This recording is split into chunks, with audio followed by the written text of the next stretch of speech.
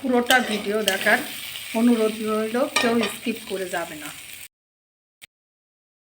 বন্ধুরা, তোমরা একটা কথা সবসময় ভেবে দেখেছ, তোমরা সবাই জানো যে দুই পক্ষ যখন অশান্তির সৃষ্টি হয় তখন দুষ্টু লোকের পেছনে পেছনে অনেক লোক থাকে, বেশি সংখ্যায় লোক থাকে, আর সৎ লোকের পেছনে কোনো লোক থাকে না, তার বিষয়ে কেউ সাক্ষ্যও দেয় না। আর দুষ্টু লোক যখন অশান্তি করে তার বিষয়ে লোক থাকে এবং তার পক্ষে সাক্ষী দেয়। আর আজ যদি আমাদের সৎ লোকের পক্ষে কেউ যদি কথা বলতো তাহলে মনে হয় সে সবার কাছে ভালো হতো।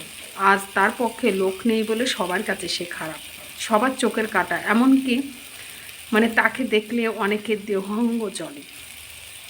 তো আমাদের পৃথিবীতে যদি সব লোক বেশি অধিকাংশই থাকতো তাহলে আমাদের পৃথিবীটা শেষ হয়ে যেত না। মানুষ কেন আজ অকালে মরছে বলতে পারবে?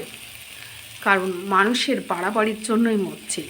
সবাই ভাবছে তারা আমার রক্তের তেজ আছে, টাকার গরম আছে, আমার কেউ কিছু করতে পারবে না। কিন্তু উপরে একজন সৃষ্টিকর্তা আছে, সে কিন্তু সবাইকে দেখছে, কে অন্যায় করছে কে ন্যায় করছে, তার সে বিচার কিন্তু ঠিক সে করে নেবে। সময়তে সে